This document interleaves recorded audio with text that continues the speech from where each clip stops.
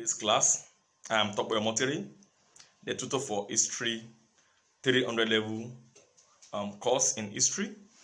We are actually going to be looking at the course outline today, and I want to assure you that the tutorial class is going to be a wonderful experience for you. The class is structured in a way that every Tuesday we are going to be meeting as a 300 level student, and every Thursday we're also going to be meeting.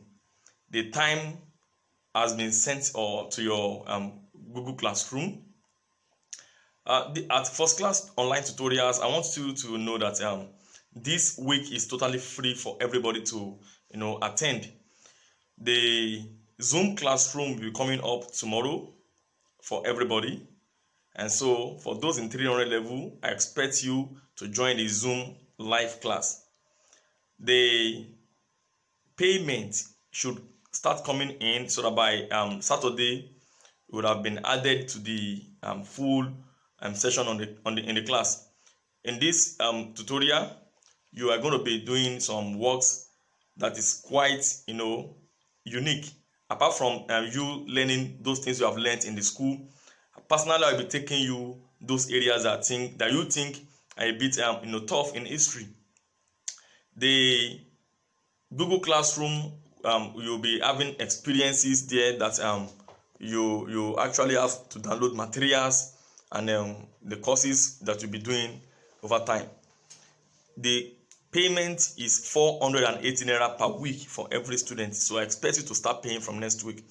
Quickly, let's now go to the course outline for today. The first one is historiography and philosophy of history.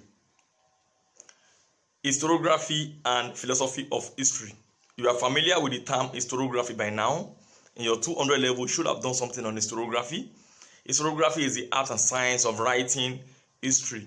And so we are going to be looking at the concept of historiography, African historiography, and philosophy of history. The issues under the African historiography are going to be addressed. In particular, those relating to the African historians who wrote about the history of Africa beginning from the earliest time. We're going to be looking at Islamic scholars such as Ibn Battuta, Ibn Khaldun. I know by now you should be familiar with those names. We're going to be looking at historiography as well as the characteristics of the nation that make up history. And so the second outline here is truth, fact, causation, and determinism in history. We do say in history that truth and fact are not the same thing, and so we want to discuss the issues that make it so different. In the area of truth, we can say that truth is something that is bigger, but it's not something that is always factual. Even though we do know this is the truth, but it could not be. You cannot establish it as somehow factual. For instance, the Nigerian government and the Nigerian people had their independence in 1960. This is a general fact. But the truth is that up till 1963, the British government was under the leadership of the Queen of England. And the Nigerian government was under the leadership of the Queen of England. So we can't say categorically that Nigeria gained our independence in 1960 until 1963. But then the fact is Nigeria had our independence in 1960. But by 1963, we actually had somebody from Britain controlling the government. So we'll be looking at these issues. Then we will go on to multidisciplinary approach to writing history.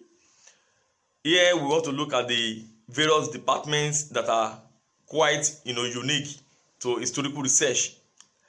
We do look at linguistics, geography, even philosophy. We also look at the geology, computer science, and all other areas that we can benefit from as historians. So we want to look at how these approaches to writing history can benefit in the interpretation of historical events. The last one is going to be African historiography. And I've mentioned earlier about the person or persons and personality of those that were involved in the writing of history in the earliest time, like Ibn Khaldun. So the earlier indigenous African historians such as Samuel Johnson, Moses Botu from Ijebu, Samuel Johnson from the Yoruba, and many of us want to examine what they did in writing the history of their own local environment. The major theme under historiography is going to be trashed out, and we are going to be enjoying the class. So the next one is war and peace in the 20th century. We want to look at the concept of war, we want to look at the concept of peace, and we want to look at the major wars that occurred in the 20th century. In particular, we'll be looking at the First World War. What led to the First World War? We want to look at what we call main militarism. We want to look at alliances. We want to look at the nature of nationalism and imperialism, and all of these factors, how they led to the outbreak of the First World War. We are going to be asking question: how can the death of a single man, the killing of a single man, and Archduke Ferdinand lead to the outbreak of a major war that engulfed almost all parts of the world? Then we are going to look at the aftermath of the First World War, which is the League of Nations, the establishment of it, and how it failed. So the second outline there is, and the third outline there is the World War II and the United Nations Organization. The United Nations per se, came after the Second World War. We want to look at the interwar years in between First World War and the Second World War, and what led to the outbreak of the Second World War. We are going to be looking at the role Adolf Hitler played in the outbreak of the Second World War. We are going to be identifying the major causes that led to the outbreak, and we are going to be looking at the effects of the Second World War in world history. In particular, the United Nations Organization, the foundation of it, the organization itself, and the running of the organization is going to be examined. And the next one is going to be Cold War and conflicts in satellite states, such as the Middle East and even in African countries.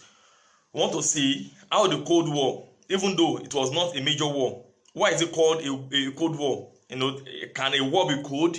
So we want to answer these questions, and that is why these lessons are very important for you to attend. The next point or next theme is economic systems and comparative industrial growth. The major themes under this particular topic is 1. Capitalism, communism, and the mixed economy. We are going to be defining capitalism from a Marxist point of view and a communism, so from a socialist point of view, and how economies across the world practice each of these economic systems. Then we are going to be doing a comparative study of industrial growth in the US, Russia, China, and Europe. So we expect that at the end of the lesson, you should be able to do a serious critical analysis of economic growth in these countries. Then the third point in that under the economic system is the patterns of post-colonial economic development of African states. So we want to see in different African states what model they use in developing their own economy. And the last one under that one is going to be West African economic history since 1960. We are going to be looking at the Francophone countries and the Anglophone countries. We're going to be looking at the development in each of these countries. In particular, we'll be looking at Nigeria. We're going to be examining the indigenization policy, the idea of SAP, the idea of a green revolution and other things. So we want to see how all of these have contributed to the rise of economic history in West Africa. You can see that the next line is based on history research methods. We are going to be doing what they call topic selection and proposal writing in history.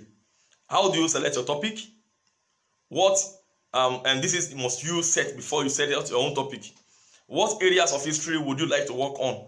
Because we have military history, economic history, social history, cultural history.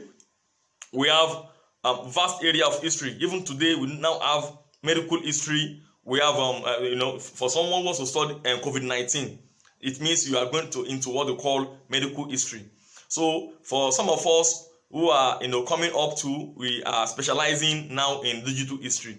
Digital history is what I am specializing on, economic digital history. So many of us too, we want to pick areas that we can do our research on. On the research methods, I want us to look at the second one, which is sources, and you will see it in brackets: oral tradition, on physical archives, online archives, journals, and books. What are the sources of history? We're going to be looking at, under the oral tradition, the idea of interviews, oral interviews. We're going to be looking at the issue of poetry. We are going to be looking at name of street, people. We are going to be looking at songs, and how all of these make up a body of knowledge you call oral tradition.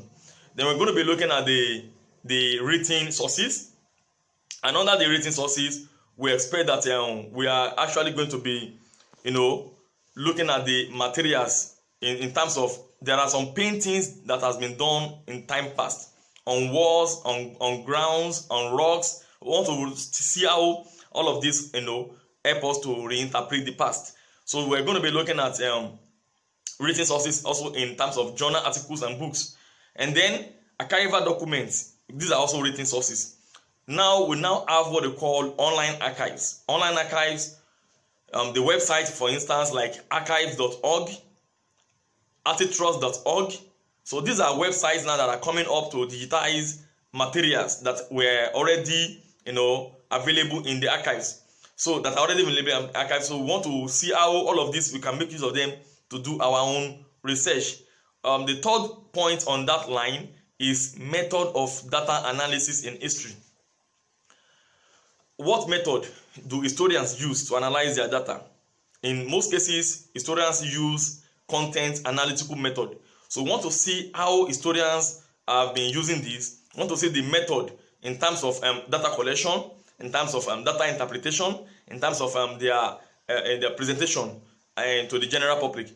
So we also want to look at a new concept in data analysis, which is digital history. I, as a digital historian, have been advocating for the inclusion of digital history in Nigerian schools. So digital history is when you make use of digital tools such as software to interpret large body of data that will make your analysis of history easy. So we are looking at that too, and I'm going to be discussing the developments in that area. Then the last one is going to be referencing styles. What are the most approved reference styles for history students? We want to look at the MLA, the Chicago style, the Turabin style. We want to look at these styles and how they help.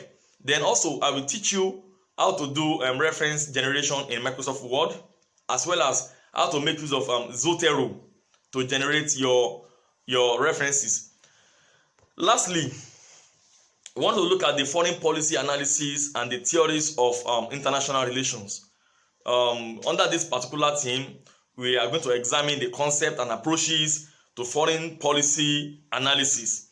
We want to know what FPA actually means. So we want to look at the application of different foreign policy analysis, to study issues in international relations, like the Korean War, the Middle East crisis, the Cuban Missile crisis. So we want to see how and the theories of international relations can help us, and the application of foreign policy analytical model to explain all of this. The next one is theories of international relations. Zero-sum game, the realism, liberalism, idealism. We want to see how these theories were developed and how they are applied in international relations. In specific, we are going to be looking at realism, liberalism, and idealism in international political economy. I am Tokpe Omotere, and I will be your tutor for this very class. And I enjoy to tell others to join us in the next Zoom live class. You are welcome, and may God bless you. Thank you.